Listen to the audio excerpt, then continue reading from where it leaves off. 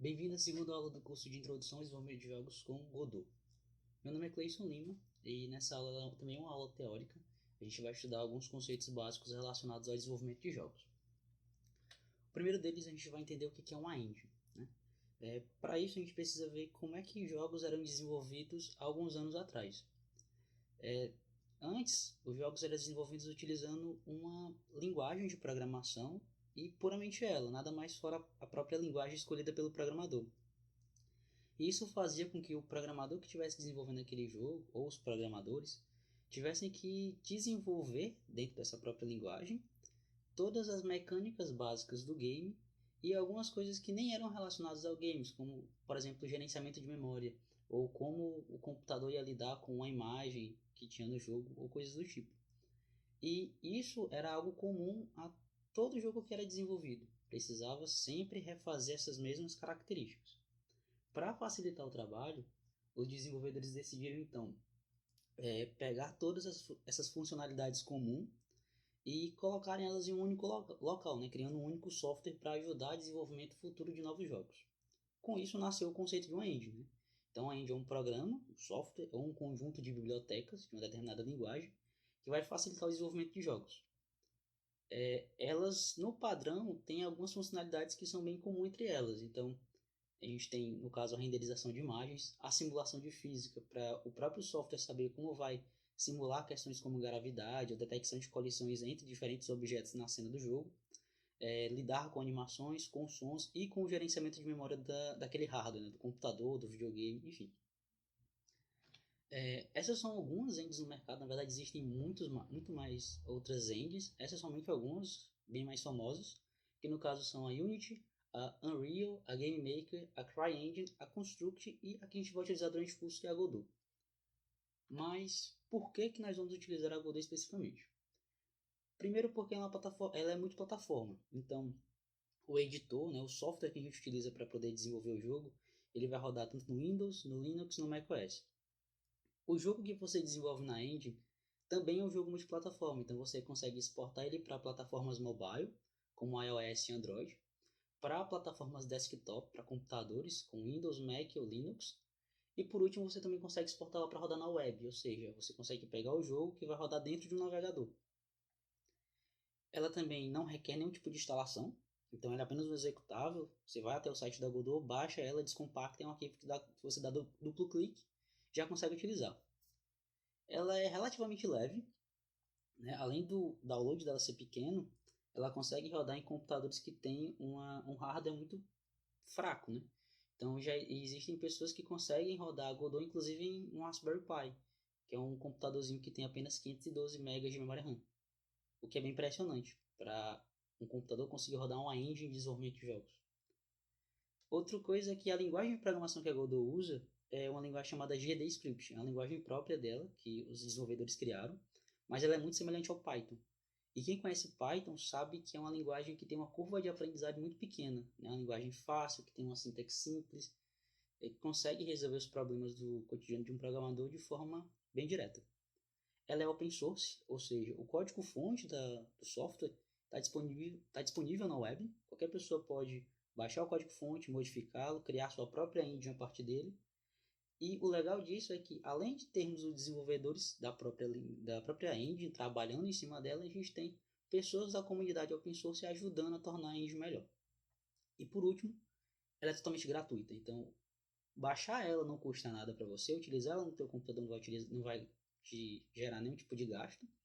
E o jogo que você desenvolve também não precisa você precisa pagar nada para publicar ou para vender ele. Então a Indie não vai te cobrar absolutamente nada pelo trabalho que você vai ter, pelas facilidades que ela vai te entregar. Passando isso, entendemos agora o que é uma engine, como é que ela funciona. Vamos estudar alguns conceitos básicos que são voltados para o desenvolvimento de jogos. Esses conceitos eles não estão atrelados a Godot especificamente. Então, são conceitos comuns no desenvolvimento de jogos, que você vai poder reutilizar eles em outras engines, por exemplo. Pode ser que algum desses conceitos não fiquem muito claros para vocês. Então, recomendo reassistir o vídeo, mas eles vão ficar bem mais claros mesmo quando a gente estiver de fato desenvolvendo o jogo, que vocês vão ver esses conceitos na prática. O primeiro deles é sobre plano cartesiano. Você já pode até pensar, nossa, matemática. E sim, durante o desenvolvimento de jogos a gente tem bastante conceito de matemática aqui aplicado. E o principal deles é sobre plano cartesiano.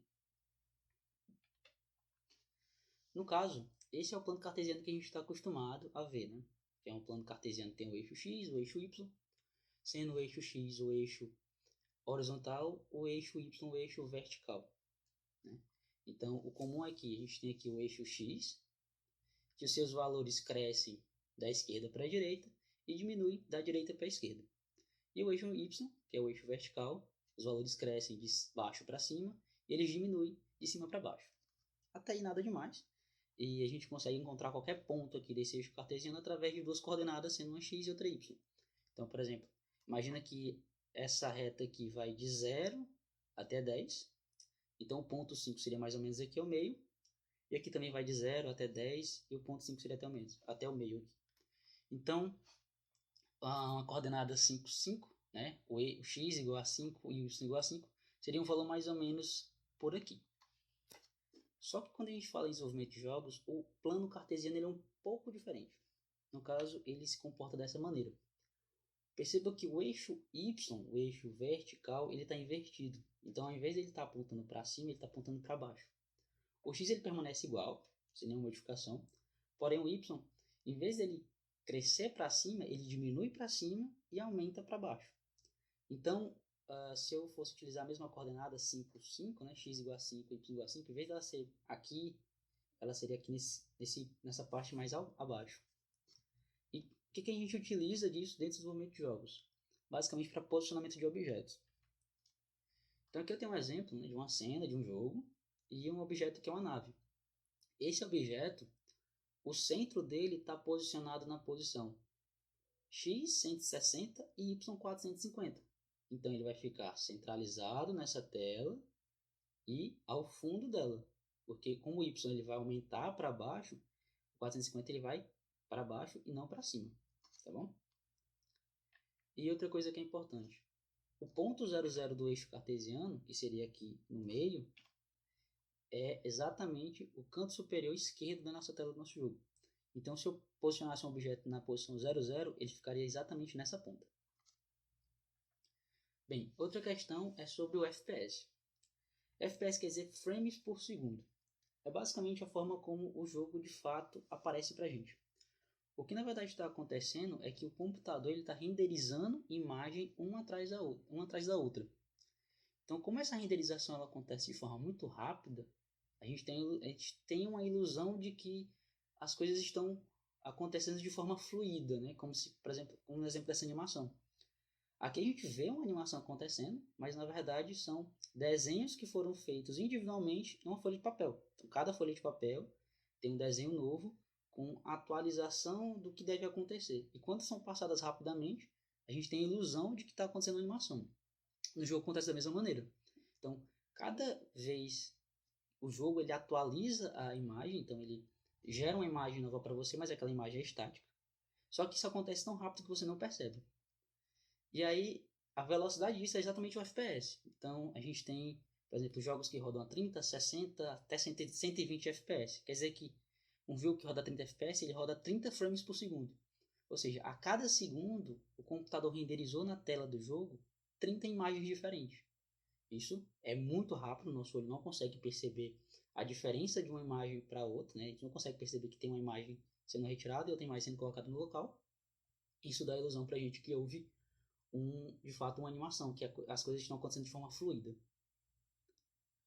Porém, o FPS ele acaba causando um problema durante o desenvolvimento do nosso jogo. Né? Você percebe que eu tenho um jogo que está rodando a 30 FPS e um jogo que está rodando a 60 FPS. Qual o problema aqui? É perceptível que essa nave está andando mais devagar e essa nave está andando mais rápida. Porém, elas foram programadas para andar na mesma velocidade. Por que isso acontece? Porque, assim, as naves elas foram programadas para andar a 2 pixels por frame.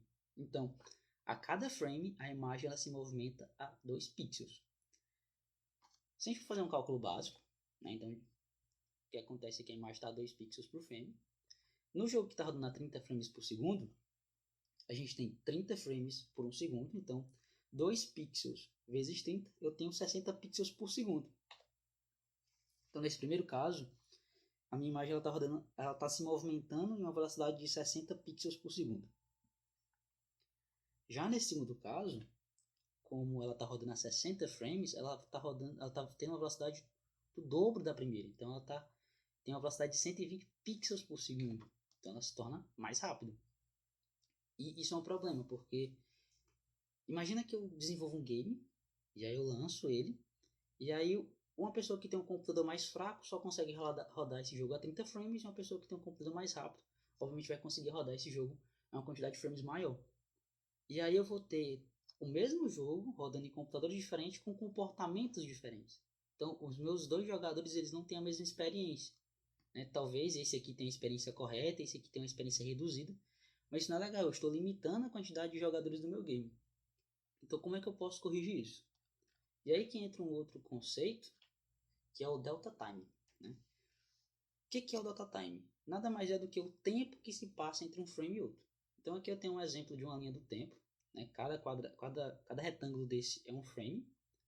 Então, dentro de um período de 1 segundo, eu tenho 5 frames, ou seja, isso aqui é 5 FPS. O tempo que levou para renderizar um frame para o outro é o meu delta time. Então, essa parcela de tempo aqui é meu delta time. Como é que eu calculo isso? É só pegar a quantidade de frames por segundo e dividir, ou pegar o meu segundo e dividir pela quantidade de frames. Então, seria 1 dividido por 5, seria o meu delta time nesse caso. Tá, legal. Mas como é que eu uso esse conceito do Delta Time para resolver o meu problema de FPS, né, de movimentação do meu personagem? Então nós temos o seguinte, que ao utilizar o Delta Time dentro do meu cálculo é possível garantir que independente de quantos FPS o jogo esteja rodando, a velocidade da nave será sempre a mesma. Então esse meu Delta Time ele vai ser incluído aqui no meu cálculo, ó, veja ele aqui. Então o que vai acontecer? Eu tenho 2 pixels vezes o meu FPS, que é 30 frames por segundo, vezes o meu Delta Time, que é 30 frames dividido por 1 segundo. No final das contas, essa multiplicação aqui vai me retornar 1. Então eu tenho 2 vezes 1. No final eu tenho 2 pixels por segundo. A mesma coisa acontece no jogo que está a 60 frames. Eu tenho 60 frames vezes 1 segundo, vezes 60 frames dividido por 1 segundo. Isso aqui vai se cancelar, vai virar 1 no final das contas.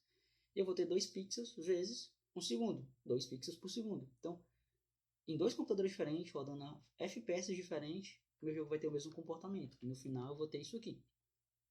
Então, perceba agora que a nave ela se movimenta na mesma velocidade, independente de quanto FPS esteja rodando esse meu jogo. E por último é o conceito de game loop. Né?